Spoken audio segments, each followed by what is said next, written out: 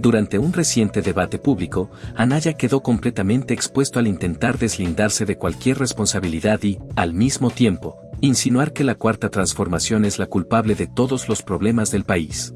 Sin embargo, lo que más llamó la atención fue cuando mencionó con total despreocupación la frase, solo son 100 millones, como si hablar de esas cantidades de dinero fuera algo trivial. Sus palabras dejaron claro que, para él y su círculo, las grandes sumas de dinero público son solo un botín político, lo que generó una ola de críticas en su contra. Anaya intentó justificarse diciendo que la administración actual maneja los recursos de manera deficiente, pero su comentario solo sirvió para evidenciar su verdadera intención, manipular el discurso para seguir atacando al gobierno de la 4T. En el PAN estamos haciendo un esfuerzo serio por estudiar cada asunto a profundidad y votar de manera correcta. Nos preocupa mucho lo que hoy estamos discutiendo porque creemos genuinamente que el país está caminando hacia un régimen de corte autoritario, en donde el poder queda ampliamente concentrado. Y yo sé que hay mucha gente que dice que esto no es grave, que hay ejemplos como el de Singapur, en donde bajo un régimen autoritario hubo enorme crecimiento económico. El problema es que por cada caso, como el de Singapur, hay cientos de casos, como los de Zimbabue, como Venezuela, como Siria, como Sudán, como Nicaragua, como Cuba. Es decir, prácticamente siempre los regímenes autoritarios terminan en el colapso, particularmente en el colapso económico. ¿Qué es lo que hoy está sucediendo en México? Un partido político o un movimiento saca el 54% de la votación, lo cual quiere decir que prácticamente la mitad de la gente votó por ellos, pero el otro 46%, que es casi la otra mitad, no votó por ellos.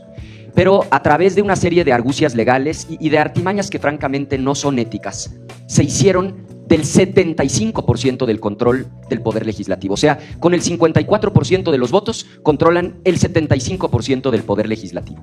Con ese control promueven una reforma judicial.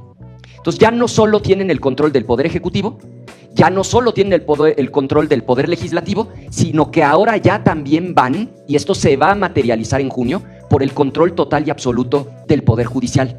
¿Y qué quedaba todavía fuera de su control?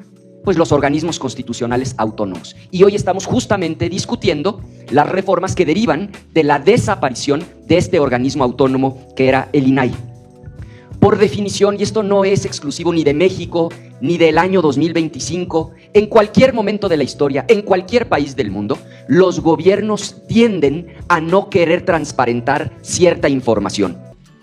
El INAI era justamente un órgano autónomo, independiente del gobierno, al que el ciudadano podía acudir para decirle: INAI, el gobierno no me quiere entregar esta información.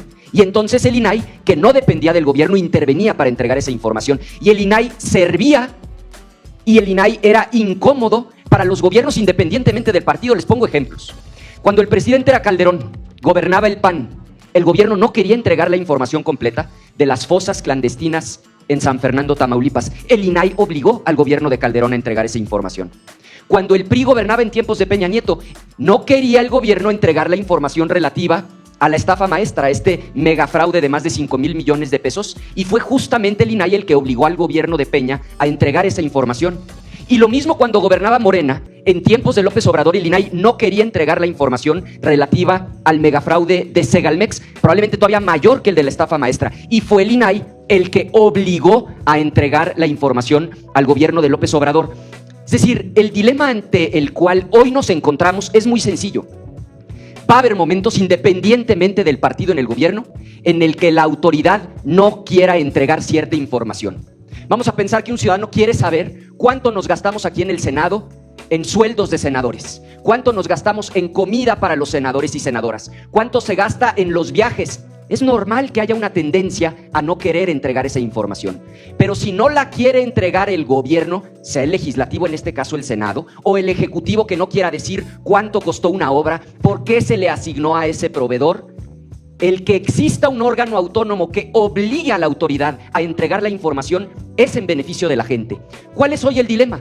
El dilema es quedarnos con el esquema que fue incómodo para todos y que funcionó para los ciudadanos, es decir, un INAI autónomo independiente, o transitar hacia un nuevo esquema, que es el que nos están proponiendo, en donde ya no existe el INAI como organismo autónomo. Ahora le pides al gobierno la información y si el gobierno no te la quiere dar, acusas al gobierno con el mismo gobierno. O sea, lo que están planteando es un absurdo, es un sinsentido. Será ahora, como ya se dijo, el gobierno juez y parte. El gobierno te responde, no te quiero dar la información, y si no te parece, no te preocupes. Puedes apelar esa decisión, vuélvemela a pedir al mismo gobierno. Y obviamente el gobierno, en la segunda instancia, cuando sea información verdaderamente sensible, verdaderamente delicada, va a volver a negar la información. Esto es un asunto de absoluto sentido común. ¿Queremos que el gobierno sea juez y parte? Yo creo que el sentido común dice que claro que no. ¿Queremos que haya un órgano autónomo, independiente del gobierno, al que podamos acudir para obtener la información que el gobierno no nos quiere dar? Yo creo que sí. Y si funcionó cuando estaba el PAN, cuando estaba el PRI, cuando estaba Morena, si ese órgano fue incómodo para el PAN, para el PRI, para Morena, ¿por qué desaparecerlo? Pues termino como empecé. Porque estamos en un tránsito, en un camino hacia un régimen de corte autoritario, porque están concentrando el poder, porque hoy Morena controla el ejecutivo, el legislativo, el judicial, va por el control de los órganos autónomos, y es cierto, hay garbanzos de a libra como el caso de Singapur, pero hay cientos de ejemplos como Siria, como Sudán, como Nicaragua, como Venezuela, como Cuba, como Zimbabue, donde una vez que el poder está concentrado, la corrupción aumenta, termina colapsando la economía, y eso no le conviene a nadie. Por sentido común, porque estamos convencidos de que esta reforma no es un paso hacia adelante, por eso vamos a votar en contra. El único argumento de fondo que yo he oído aquí para desaparecer al INAI, es decir, que ya no exista un órgano independiente al que el ciudadano pueda acudir cuando el gobierno no quiera entregar información, el único argumento que he escuchado es el de la austeridad. Y me parece que ese argumento es pues absolutamente falaz, inaplicable, creo tramposo, por dos razones. La primera razón, porque lo único que van a hacer es transferir gran parte de los recursos materiales, humanos, que hoy tiene el INAI a una secretaría dentro del mismo gobierno para realizar esas funciones. Pero segundo y más importante, ¿cuánto costaba el INAI? Costaba el 0.01% del presupuesto.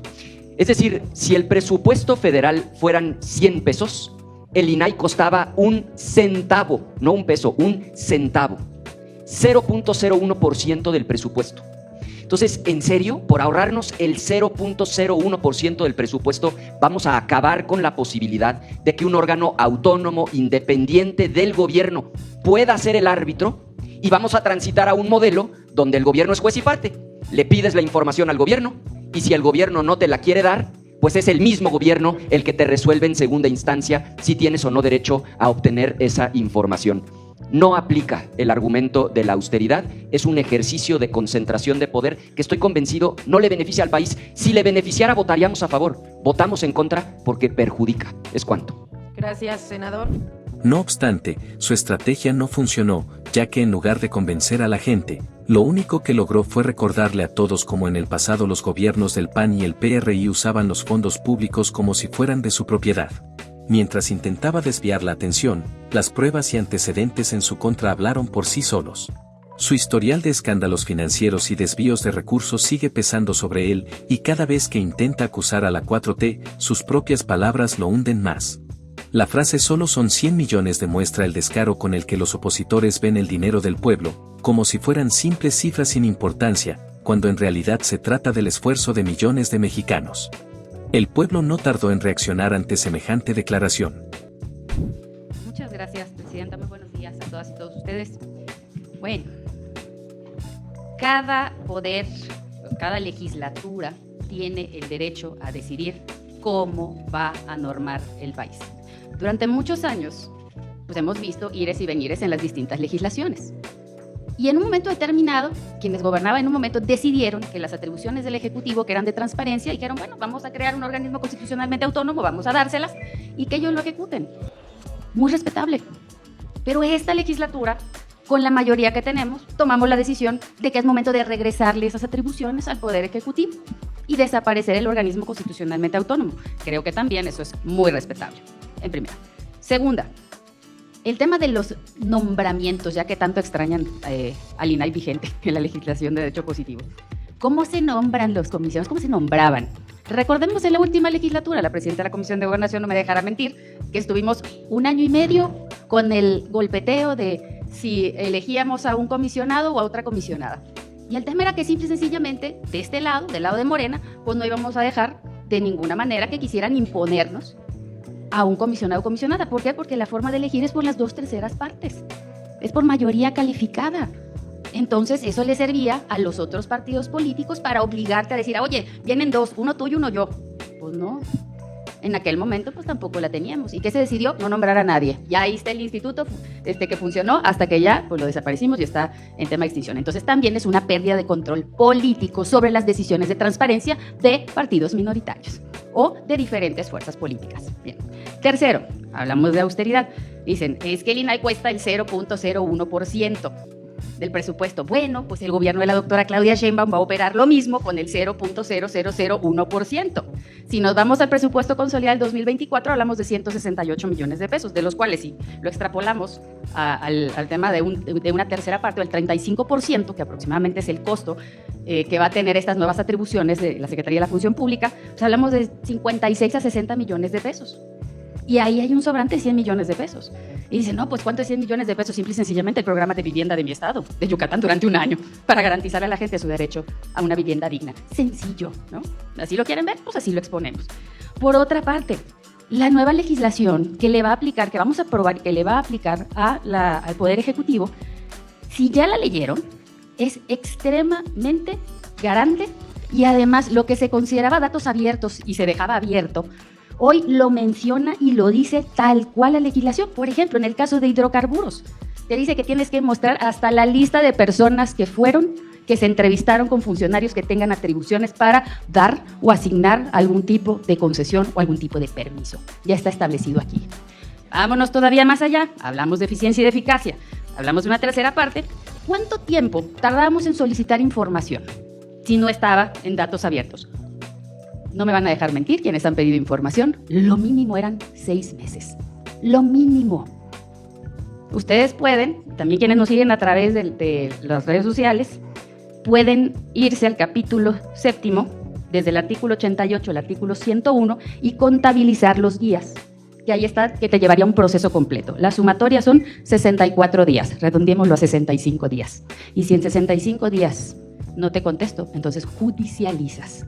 Pero ya ganaste ahí 4 meses. Entonces, austeridad con eficiencia y además con una reglamentación, con una norma que te va a garantizar el funcionamiento de un instituto. Entonces, no es solo un tema de austeridad y de verdad qué pena que lo minimice la fracción del PAN. Me da mucha pena porque, bueno, pues ya sé que estaban acostumbrados a gastar manos llenas, pero pues ahora las cosas son diferentes y simple y sencillamente es una decisión, al igual que la tuvieron en otros partidos en otros momentos. Hoy nosotros la tenemos, esa es la decisión que estamos tomando y por lo tanto también es respetable. Muchas gracias. Las redes sociales se inundaron de críticas y burlas hacia Anaya, recordándole sus antecedentes y su falta de credibilidad. No es la primera vez que intenta lavarse las manos y culpar a otros de lo que él mismo representa. La diferencia es que ahora la gente está más informada y no cae tan fácil en sus estrategias. Al final, quedó claro que Anaya sigue siendo el mismo político de siempre, uno que intenta ocultar su verdadero interés detrás de discursos elaborados, pero que con un simple descuido deja ver sus verdaderas intenciones. La 4T sigue firme, trabajando por el bienestar del país, mientras que la oposición sigue tropezando con su propia soberbia. Esta vez, Anaya se delató solo, y con una frase dejó en evidencia la forma en la que siempre han visto el dinero del pueblo, como si fuera suyo para disponer de él a su antojo. Gracias por acompañarnos hasta el final. Esperamos que este video les haya sido útil para entender más sobre el gobierno de México y el papel clave que juega Claudia Sheinbaum en la transformación del país. Si les gustó el contenido, no olviden darle like, suscribirse al canal y activar la campanita para que no se pierdan ninguno de nuestros próximos videos. Nos vemos pronto con más información importante sobre el futuro de México. Hasta la próxima. Todo el contenido, no olviden darle like, suscribirse al canal y activar la campanita para que no se pierdan ninguno de nuestros próximos videos.